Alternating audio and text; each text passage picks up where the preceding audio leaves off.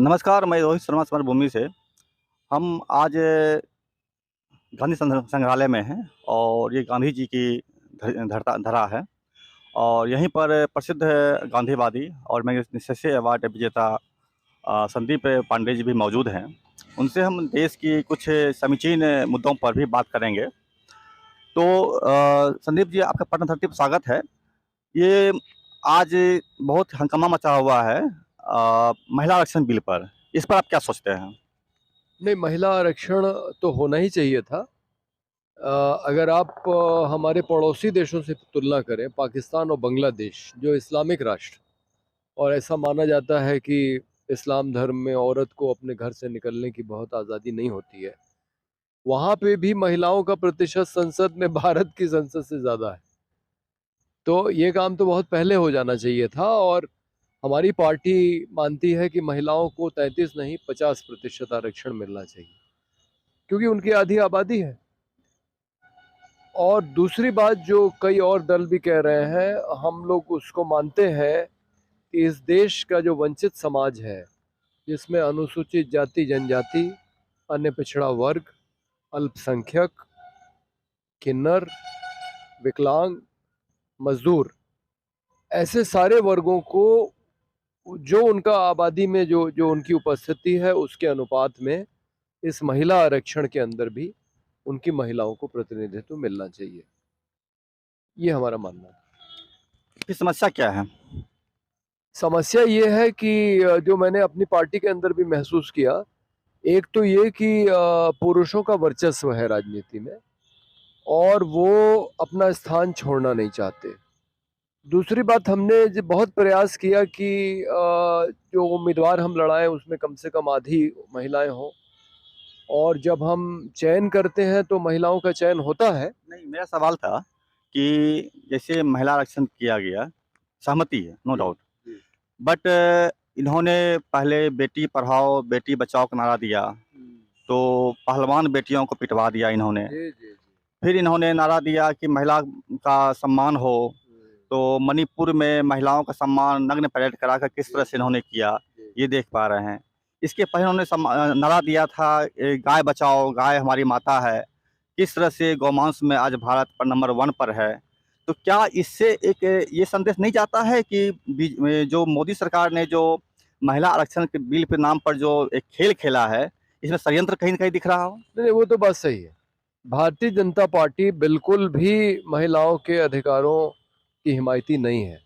उसका मूल कारण भी समझ लीजिए, क्योंकि इनका जो प्रेरणा स्रोत संगठन है, राष्ट्रीय स्वयंसेवक संघ, उसमें महिलाओं के लिए जगह नहीं है।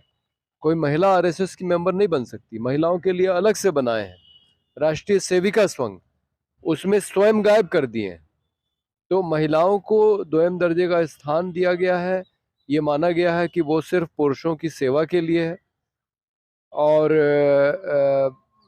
इसलिए ये कभी भी इनके हिमायती नहीं हो सकते। और उसके उदाहरण आपने बहुत सही कहा। महिला पहलवानों की बात देखिए, बिल्किस बानो की बात देखिए कि उसके 11 बलात्कारियों और परिवार के सदस्यों के हत्यारों को उसी दिन छोड़ दिया जाता है जिस दिन प्रधानमंत्री 15 अगस्त को लाल किले से भाषण करते हैं कि महिलाओं को देखने के प्रति हमारा नज़रिया बदलना चाहिए। और अभी आपने मणिपुर का उदाहरण दिया ही। तो महिलाओं की दुर्गति हो रही है, वो अपने अधिकारों के लिए लड़ रही हैं, उन्हें अपमानित किया जा रहा है, जिस तरह से महिला पहलवानों को किया गया या बिल्किस बानो को किया गया। अभी हमारे उत्तर प्रदेश में एक है अमरमणि त्रिपाठी, और उनकी पत्नी है। उन्होंने एक नवयुवती की हत्या में वो जेल गए। मधुमिता शुक्ला। मधुमिता शुक्ला, कवित्री के, उसको अमरमणि ने गर्भवती कर दिया था, उसकी बाद में हत्या करवा दी और उनको भी छोड़ दिया गया। तो जिस तरह से बिल्किस बानो को गुजरात में अपने बलात्कारियों से खतरा है, उसी तरह से मधुमिता शुक्ला की बहन निधि शुक्ला को इन लोगों से खतरा उत्पन्न हो गया है। और उसका बेटा अमन मणि, जो खुद अपनी पत्नी के हत्या के जुर्म में जिसके खिलाफ मुकदमा चल रहा है, वो कहता है कि नौतनवा के लोग ऐसे प्रतीक्षा कर रहे हैं जैसे राम की प्रतीक्षा अयोध्या में की जा रही थी। तो आप बताइए कि राम क्यों वनवास गए और अमरमणि और मधुमणि क्यों जेल गई, इसमें इनको कोई अंतर ही नहीं दिखाई पड़ता है। तो ये एकदम महिला विरोधी पार्टी है, महिला विरोधी विचारधारा इनकी है। इनसे आप कोई उम्मीद ना करिए। और इन्होंने एक उसमें पेंच फंसा ही दिया है महिला आरक्षण में, कि जब तक वो डिलिमिटेशन नहीं हो जाएगा और फिर से जनगणना नहीं हो जाएगी, तब तक ये इसको लागू करने वाले नहीं हैं। तो इसके लिए अभी संघर्ष करना पड़ेगा। आप एक सामाजिक कार्यकर्ता होने के साथ साथ एक पर्यावरणविद भी हैं। तो आज ये देश के अनेक जगह पर जहाँ कहीं पर पर्यावरण वादी लोग जंगल बचाने की लड़ाई लड़ रहे हैं या वन बचाने की लड़ाई लड़ रहे हैं, उनकी हत्याएं की जा रही है। अभी 5 सितंबर विगत दिन में आपको एक ऐसे ही पर्यावरणविद की हत्या की गई छत्तीसगढ़ में। तो आप इसको किस रूप में देखते हैं? अच्छा, एक इसके साथ ही मैं सवाल पूछना चाहूँगा कि एक अभी बहुत अच्छे कवि हैं बिहार के कैमूर के विनोद शंकर, उनको भी केस उसमें डाल दिया, वो भी जंगल बचाने की लड़ाई लड़ रहे थे। इस चीज़ को आप किस रूप में देखते हैं एक पर्यावरण के तौर पर, पर्यावरणविद के तौर पर? देखिए, ये जो हमारी पर्यावरण बचाने की लड़ाई है, हम पर्यावरण किससे बचा रहे हैं? हम पूंजीपतियों से बचा रहे हैं, क्योंकि वही अपनी परियोजनाएं लागू करना चाहते हैं जिससे वो मनमाना मुनाफा कमाते हैं। तो छत्तीसगढ़ में भी और बिहार में भी और देश के अन्य स्थानों पे भी जो प्राकृतिक संसाधन है, जिसके ऊपर पूंजीपतियों की नज़र है, और सरकार तो पूरी पूरी तरह से पूंजीपतियों की दलाल है। आप देख रहे हैं, ये भारत का पहला प्रधानमंत्री है जो अडानी के जहाज में चलता है। गुजरात के मुख्यमंत्री होते हुए प्रधानमंत्री बनने की जब शपथ लेने आता है, तो अडानी के जहाज से आता है। और इनको कोई शर्म भी नहीं है। ये कहते हैं कि मेरी पूंजीपतियों से मित्रता है। मुकेश अंबानी के अस्पताल का उद्घाटन करने वाला जो चित्र है, उसमें मुकेश अंबानी का हाथ प्रधानमंत्री की पीठ पे है। अब आप बताइए कि आप और हम किसी डीएम की पीठ पे हाथ नहीं रख सकते, और मुकेश अंबानी नरेंद्र मोदी की पीठ पे हाथ रखते हैं। और प्रधानमंत्री जियो मोबाइल फोन के विज्ञापन में आते हैं। ऐसा तो पहले कभी हुआ ही नहीं है इस देश के अंदर। तो ये पूंजीपतियों के लिए काम कर रहे हैं। इसीलिए किसान आंदोलन में नारा लगता था कि अडानी अंबानी का जो यार है गद्दार है, गद्दार है।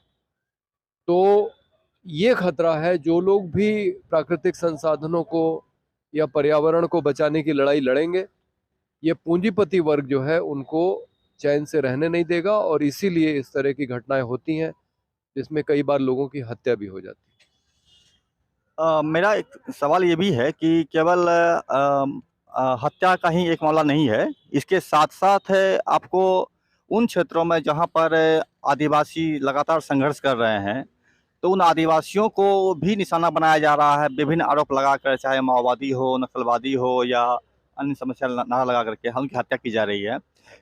विगत दिनों हवाई बम्बार्डिंग भी की गई थी वहाँ पर, ड्रोन से हमले किए गए थे। तो इन चीज़ों को आप किस रूप में देखते हैं? नहीं, ये भी वही वजह है। मतलब सरकार चाहती है कि वो इलाका खाली हो जाए, ताकि वहाँ के प्राकृतिक संसाधनों का दोहन आसान हो जाए। इसीलिए आदिवासियों को भी निशाना बनाया जाता है। उन्हें नक्सलवादी बता के या कुछ बता के उनको उनको गिरफ्तार किया जाता है। उनके ऊपर और दूसरे किस्म के आरोप लगाए जाते हैं। छत्तीसगढ़ के तो अंदर आप देखिए, सलवा जुडुम नाम की पूरी एक सेना सरकार ने खड़ा कर दी थी आदिवासियों से लड़ने के लिए। यानी आदिवासी आदिवासी को वो लड़ा रहे हैं, और वो सरकारी नीति के तहत है जिस पे सुप्रीम कोर्ट ने कड़ी टिप्पणी की है, और उसको जो है ख़त्म करने की के लिए आदेश दिए थे। लेकिन फिर उन्होंने उसका कुछ नाम बदल के, जब हम लोग छत्तीसगढ़ गए, तो वो माँ दंतेश्वरी के नाम पे कोई संगठन बना लिया, और वो हमारा विरोध करने लगे। मैं, मेधा पाटकर जी आदि गए थे वहाँ पे हिमांशु कुमार के समर्थन में, जिनके ऊपर फर्जी मुकदमे कर दिए गए थे, क्योंकि वो कुछ आदिवासियों के अधिकारों की लड़ाई लड़ रहे थे। कुछ आदिवासी महिलाओं का बलात्कार हुआ था सुरक्षा कर्मियों द्वारा, वो सवाल उठा रहे थे। तो जो भी इस तरह के सवाल उठाएगा मानवाधिकार के, पर्यावरण को बचाने के, उनके ऊपर हमले होंगे। और वो हमले इसलिए हो रहे हैं ताकि उन प्राकृतिक संसाधनों पे, जहाँ आदिवासी रहते हैं, और ये एक इत्तेफाक ही है कि आदिवासी जहाँ रहते हैं वहाँ उनकी ज़मीन के नीचे बहुमूल्य खनिज है। नहीं, ये मुझे लगता है ये इत्तेफाक नहीं है। एक्चुअली आपने आदिवासियों को खदेड़ के जंगल में घुसा दिया और बाद में चला पता कि आपका अरे यहाँ तो सोना चिपका हुआ है। जी, जी। तो ये इत्तेफाक नहीं है, बल्कि जब मौका मिला तब आपने नहीं, नहीं, आपकी बात सही है और ये पूरी दुनिया भर में सही है। चाहे आप ऑस्ट्रेलिया देख लें या अफ्रीका देख लें, जहाँ-जहाँ आदिवासी रह रहा है उसकी ज़मीन के नीचे बहुमूल्य खनिज है और सब जगह से उनको भगाया जा रहा है, ताकि वहाँ पे खनिजों पे पूंजीपतियों का कब्जा कराया जा सके। अभी आप मुझे बातचीत में मालूम हुआ था कि आप नरेंद्र मोदी जी के जो जन्मदिन है उस तिथि पर सरोवर नर्मदा डैम के पास कुछ गए थे। तो वहाँ क्या माजरा था और क्या हुआ था? पाटेकर भी गई थी, आप भी गए थे, अन्य लोग भी गए थे। वहाँ क्या मामला था? नहीं, मैं नहीं गया था, लेकिन नरेंद्र मोदी ने जिस दिन अपने जन्मदिन पे सरदार सरोवर बांध का एक तरीके से उसको समर्पित किया देश के नाम, उस दिन वहाँ आसपास के गांव में आदिवासी लोग अनशन कर रहे थे। मेधा पाटकर पानी में खड़ी थी अपने संगठन के साथियों के साथ, और इस बार भी उन्होंने विरोध किया है। हालत ये है कि पानी इतना भर गया है कि गांव डूब गए हैं, और जो पहले बताया गया था कि बांध में अगर पानी भरेगा तो इतना इलाका डूबेगा, उससे ज़्यादा इलाका, उससे बड़ा इलाका डूबा है। यानी कि लोगों को झूठ बोला गया था कि जितना इलाका डूबना था उससे कम इलाका बताया गया था। तो उस सब का विरोध करने के लिए मेधा जी अपने साथियों के साथ वहाँ पानी में खड़ी हैं, और अभी भी वो जो है संघर्ष चल रहा है। जो लोग सरदार सरोवर बांध से डुबाए गए हैं उनको आज तक उनका पुनर्वास नहीं हुआ है। पुनर्वास की लड़ाई चल रही है, लेकिन कठिन है, क्योंकि जैसा मैंने कहा कि इस समय की जो सरकार है वो पूरी तरह से पूंजीपतियों के इशारे पे काम कर रही है। संदीप जी, आप उत्तर प्रदेश से संबंधित हैं। अभी 5 सितंबर को ही उत्तर प्रदेश में एक घटना घटी थी, जहाँ कई समाज सेवी, सामाजिक कार्यकर्ता और लेखक पत्रकारों को एनआईए ने छापा मार करके तबाही किया, उनका उनका लैपटॉप, उनका मोबाइल सब जब्त कर लिया। तो एक गांधीवादी के तौर पर आप इस घटना को किस तरह से देखते हैं और सरकार को क्या चाहेंगे कहना इस मामले में? नहीं, अगर आप इसके पहले की घटना देखें, राष्ट्रीय स्तर पे भीमा कोरेगांव में कितने लोग गिरफ्तार किए गए। 16 लोग जो गिरफ्तार किए गए, उसमें स्टैन स्वामी तो मर गए वहीं पे जेल के अंदर अस्पताल में, लेकिन एक एक करके, चूंकि कोई सबूत नहीं है, तो एक एक करके उनको गौतम नौलखा, आनंद तेल तुमडे, सुधा भारद्वाज, वरवरा राव, और अभी परसों जो है महेश रावत को भी बेल देनी पड़ी है। तो ये दिखा रहा है कि आप अनावश्यक रूप से आप ऐसे कार्यकर्ताओं को परेशान कर रहे हैं जो इस देश के वंचित तबकों के हितों की लड़ाई लड़ते हैं, जो उनके साथ खड़े होते हैं। सुधा भारद्वाज को मैंने देखा है छत्तीसगढ़ में। वो महिला आईआईटी कानपुर से एमटेक है। वो वहाँ वकालत करती थी, उसको जज बनाने का प्रस्ताव था। अमेरिका में पैदा हुई थी, अमेरिकी नागरिकता थी उसकी, वो उसने उसको छोड़ के भारतीय नागरिकता स्वीकार की है। मतलब कितने लोग हैं जो अमेरिका जाने को लालायित रहते हैं और गैर कानूनी ढंग से जाते हैं। गुजरात में तो रेट है 75 लाख रुपए में आपका फर्जी पासपोर्ट वीज़ा बन जाता है अमेरिका जाने के लिए। तो ऐसी महिला जो अ, अमेरिका में रह सकती थी, किसी भारत के बड़े वैज्ञानिक प्रौद्योगिकी संस्थान में प्रोफेसर हो सकती थी, या छत्तीसगढ़ न्यायालय में न्यायाधीश बन सकती थी, उसको आप माओवादी, नक्सलवादी होने का आरोप लगा के जेल में डाल देते हैं, और फिर आपके पास कोई सबूत नहीं है तो उसको आपको छोड़ना पड़ता है। तो ये सब कार्रवाई बदले की भावना से हो रही है, क्योंकि ये जितने कार्यकर्ता हैं, ये राष्ट्रीय स्वयंसेवक संघ, भारतीय जनता पार्टी की हिंदुत्ववादी विचारधारा से असहमत हैं। वो एक अलग विचारधारा में मानते हैं, और इस देश के संविधान ने जो अभिव्यक्ति की स्वतंत्रता का अधिकार लोगों को दिया है, ये जो कार्रवाई हो रही है ये उसके खिलाफ। संदीप जी, मैं जानना चाहूँगा कि अभी उदयनिधि स्टालिन ने एक बयान दिया था, जी, जी। हिंदू धर्म में डेंगू बीमारी है, इसे ख़त्म करो। तो इसको आप किस रूप में देखना पसंद करेंगे, एक गांधीवादी के तौर पर? नहीं, नहीं, मैं इससे सहमत हूँ। भाई गांधी जी भी आप देखिए पहले तो सिर्फ छुआ-छूत का विरोध करते थे। वो वर्ण व्यवस्था को सही मानते थे, लेकिन धीरे-धीरे जैसे उनको और अनुभव हुआ, डॉक्टर अंबेडकर से उनकी उनकी बातचीत हुई, तो वो भी 1942 में आके इस निष्कर्ष पे पहुंच गए थे कि जाति व्यवस्था का उन्मूलन होना चाहिए। एक ऐसी व्यवस्था जो सिर्फ जाति के आधार पे भेदभाव करती हो, वो एक लोकतंत्र में कैसे मान्य हो सकती है? तो जो उदयनिधि कह रहे हैं, ये बिल्कुल ठीक कह रहे हैं। वो उस विचारधारा से आते हैं जिसकी स्थापना वहाँ पे पेरियार ने की थी। पेरियार रामास्वामी भी जाति प्रथा के खिलाफ लड़ रहे थे, महिलाओं के अधिकार के लिए लड़ रहे थे। तो ज़ाहिर है कि अगर कोई पेरियार से प्रेरित है, तो वो जाति व्यवस्था को ख़त्म करने की ही बात करेगा। और वो यही तो कह रहे हैं ना कि भई आपका धर्म ऐसा है जिसमें जाति व्यवस्था है। बिना जाति व्यवस्था के उस धर्म की कल्पना नहीं की जा सकती। तो जाति व्यवस्था तभी खत्म होगी जब वो सनातन धर्म खत्म होगा। तो ये बात बहुत सारे लोग कह चुके हैं और आप एक धर्म को मानते हैं, ये आपकी व्यक्तिगत आस्था हो सकती है, लेकिन जैसा गांधी जी ने कहा, गांधी जी हालांकि अपने आप को सनातनी कहते थे, लेकिन कभी किसी मंदिर में जाके उनको पूजा करते हुए किसी ने नहीं देखा। तो वो कर्मकांडी हिंदू तो नहीं थे। वो प्रगतिशील हिंदू थे, अपने आप को हिंदू मानते थे, लेकिन जाति प्रथा के खिलाफ थे और हिंदू मुस्लिम एकता की बात करते थे और महिलाओं के अधिकार की बात करते थे। महिलाओं को बड़े पैमाने पे सार्वजनिक जीवन में भूमिका निभाने का मौका उन्होंने अपने आंदोलन में दिया, जिससे बहुत सारी महिलाएं निकल के आईं। तो वो प्रगतिशील विचार के थे, इसलिए जो अपने आप को हिंदू धर्म का मानते हैं, उनको इसमें कोई बुरा मानने की ज़रूरत नहीं है। उनको ये देखना चाहिए कि उनके धर्म के अंदर जो बुराई है, वो कैसे ख़त्म हो। आप राजनीतिक कार्यकर्ता भी हैं और सामाजिक कार्यकर्ता भी हैं। मैं जानना चाहता हूँ आपको अभी जो एक अंतर्राष्ट्रीय मामला चल रहा है, कनाडा में एक आतंकवादी था करके रॉ ने हत्या की है, ऐसा आरोप लगा रहे हैं कनाडा के प्रधानमंत्री, या फिर भारत सरकार ने ये किया है। तो इस पूरी प्रकरण को आप किस रूप में देखना पसंद करेंगे? देखते हैं। नहीं, ये बात सही है कि बहुत सारे खालिस्तानी वहाँ कनाडा में हैं। मैं तो अमेरिका में रहा हूँ 6 वर्ष, मैंने वहाँ भी देखा है और उनके प्रदर्शन भी होते हैं, बैठकें भी होती हैं। लेकिन जो मुख्य सवाल उठाया था, वो जो कुछ दिनों पहले दुबई से आ गया था, मैं उसका नाम भूल रहा हूँ।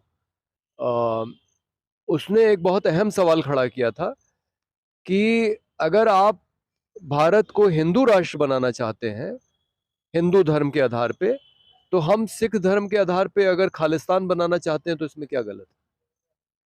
तो ये तो सरकार को सोचना चाहिए कि आप धार्मिक सत्ता के आधार पे या किसी धर्म के आधार पे राष्ट्रवाद की बात करेंगे, तो दूसरे धर्मों के लोग भी करेंगे। तो भारत अगर एक धर्मनिरपेक्ष देश है, तो सबसे पहले तो ये जो हिंदू राष्ट्र की अवधारणा है, इसको तिलांजलि देनी पड़ेगी। तभी आप दूसरों से उम्मीद कर सकते हैं कि वो भी इस तरह की बात ना करें। आप एक पर्यावरणविद हैं और इस नाते मैं सवाल चाहूँगा पूछना कि अभी एक घटना घटी है, कुछ ही दिनों से घट रही है, कुछ साल से घट रही है।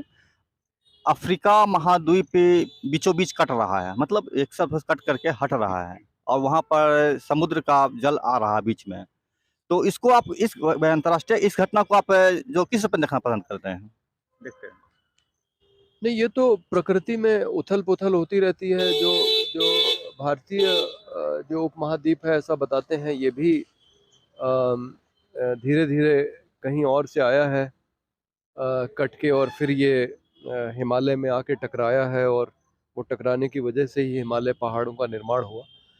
ये तो प्राकृतिक घटना है, होती रहती है, लेकिन इसमें जलवायु परिवर्तन का भी योगदान हो सकता है, क्योंकि जलवायु परिवर्तन की वजह से बड़े पैमाने पे परिवर्तन हो रहे हैं धरती पे, उसका भी योगदान हो सकता है। नमस्कार, आपका स्वागत है एक बार फिर से। मैं समर भूमि से रोहित शर्मा, संदीप पांडे जी से बात हुई है और इसे आप देखें और हमारे चैनल को सब्सक्राइब करें, लाइक करें, शेयर करें। नमस्कार।